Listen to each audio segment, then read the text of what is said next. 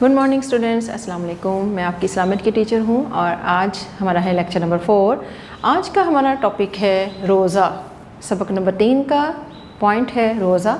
आज हम रोज़े के बारे में पढ़ेंगे। जिस तरह से माल की ज़कात देना फ़र्ज़ है, इसी तरह जिस्म की ज़कात देना भी हर मुसलमान पर फ़र्ज़ है।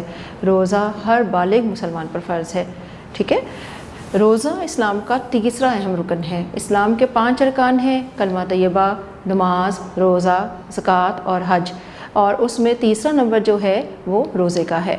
रोज़ा एक बहुत अहम इबादत के तौर पर है।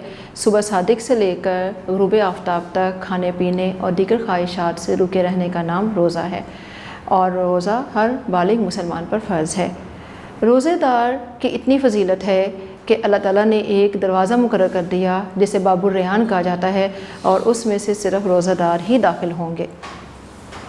आइए अब हम इसकी रीडिंग स्टार्ट करते हैं और इसके बारे में ब्रीफली पढ़ते हैं। ओके स्टूडेंट्स, जिस तरह के हमारा टॉपिक है रोज़ा। रोज़े को अरबी ज़बान में सौम भी कहा जाता है। रोज़े का मानी और मफ़हूम। रोज़ा अरबी ज़बान में रोज़े को सौम कहते हैं, जिसका मतलब है किसी चीज़ से रुक जाना, उसको तर्क कर देना, स्टॉप कर देना। शरीयत के इस्तिलाह में सुबह सादिक से लेकर ग़ुरूब आफ्ताब तक खाने पीने से रुक जाने और दीगर ख्वाहिशात को तर्क करने का नाम रोज़ा है। रोज़े की अहमियत और फजीलत। रोज़ा इस्लाम का बुनियादी रुकन और एक अहम इबादत है। रमज़ान मुबारक के रोज़े हर आकिल, बालिग और मुकीम मुसलमान पर फ़र्ज़ हैं। आकिल मीन्स जो अक्लमंद हो, जिसको शऊर हो, जो अपना अच्छा बुरा समझता हो, जिसे अक्ल समझ हो कि वो क्या खा पी रहा है, वो क्या कर रहा है।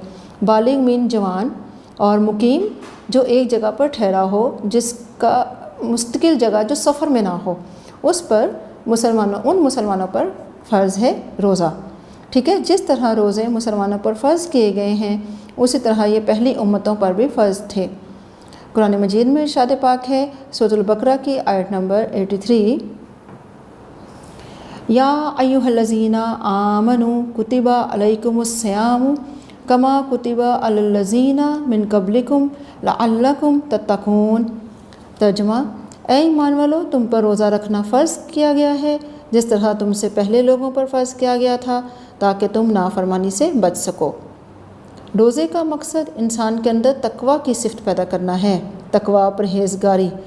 तकवा से मुराद है कि इंसान अल्लाह के डर से बुरे कामों से बच जाए, हर अच्छे अमाल करे। जब कोई इंसान रोज़े की हालत में होता है तो वो कोशिश करता है कि वो बुरे काम ना करे, गाली गलोच ना करे, किसी को बुरा भला ना कहे, किसी के हक़ तलफ़ी ना करे, किसी का बुरा ना सोचे। कुरान मजीद की रूह से रमज़ान मुबारक के रोज़े हर मुसलमान पर फ़र्ज़ हैं। अलबत्ता जो शख्स बीमार हो या सफ़र पर हो, उसे रोज़ा छोड़ने की इजाज़त है। जैसा कि मुकीम मुसलमान, मैंने यहाँ पे ज़िक्र किया था कि वो मुसलमान जो सफ़र में ना हो, जो एक जगह पे हो, उसे रोज़ा छोड़ने की इजाज़त है। बीमार शख्स, मजनून शख्स, जैसे कि आकिल शख्स वो होगा जिसको अक्ल होगी, जो मजनून ना होगा या बीमार ना हो। बीमारी भी ऐसी कि वो बर्दाश्त ना कर सकता हो सुबह से शाम तक भूखा प्यासा रहना, उसको अल्लाह ताला ने रोज़ा छोड़ने की इजाज़त दी है, लेकिन बाद में रखना ज़रूरी है। सुबह सादिक से सहरी का खाना खाना और सूरज गुरूब होने के फ़ौरन बाद अफ्तार कर लेना दीन की तालीम है। रोज़े के अजर व सवाब के बारे में नबी अकरम ख़ातमुन नबीय्यीन सल्लल्लाहु अलैहि वसल्लम का इरशाद है, आदमी का हर अमल 10 गुना से 700 गुना तक बढ़ा दिया जाता है। अल्लाह ने फरमाया, सवाए रोज़े के, क्योंकि वो मेरे लिए है, मैं ख़ुद ही इसका बदला दूँगा। वैसे तो हमारी हर नेकी का अमल कई गुना है, लेकिन रमज़ान मुबारक में जब हम कोई भी अमल करते हैं, कोई भी नेक अमल करते हैं, तो उसका 10 गुना से 700 गुना तक उसका अजर बढ़ा दिया जाता है। रोज़े के फ़वाइद क्या हैं?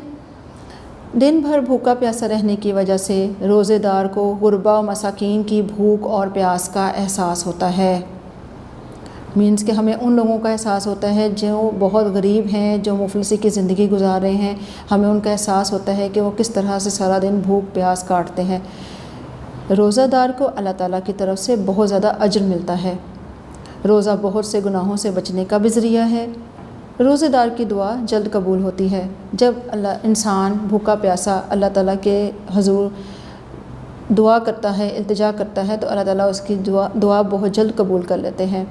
روزہ رکھنے سے اللہ تعالیٰ کا قرب اور رضا حاصل ہوتی ہے۔ رمضان مبارک کا مہینہ معاشرے میں بھائی چارے اور محبت کے جذبات کو پروان چڑھاتا ہے۔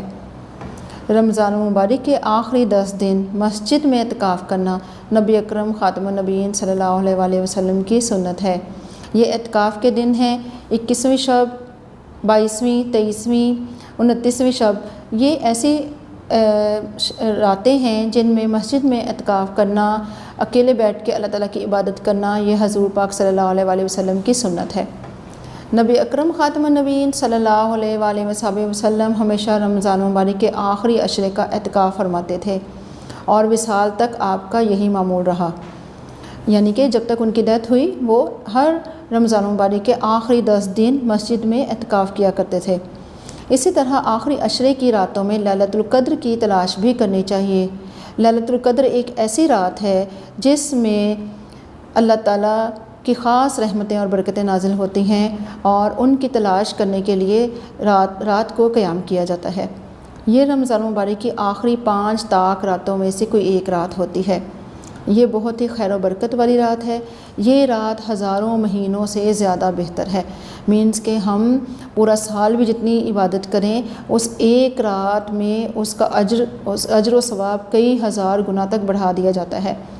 ہمیں چاہیے کہ ہم رمضان مبارک میں زیادہ سے زیادہ عبادت کریں، اس مہینے میں کثرت سے قرآن مجید کی تلاوت کریں، سحری اور افطاری بنانے میں گھر والوں کی مدد کریں اور رمضان مبارک میں غریبوں کا بھی خیال کریں۔ اب ہم آتے ہیں اس کے ایکسرسائز کی طرف۔ درست جواب پر ٹک کا نشان لگائیں۔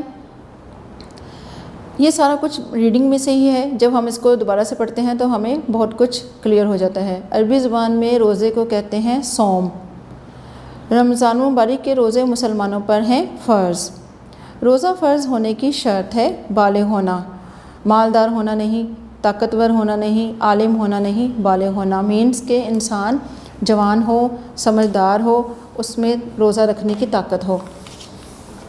حدیث مبارک کے مطابق رمضان مبارک میں آدمی کا ہر عمل بڑھا دیا جاتا ہے 10 سے 700 گنا تک۔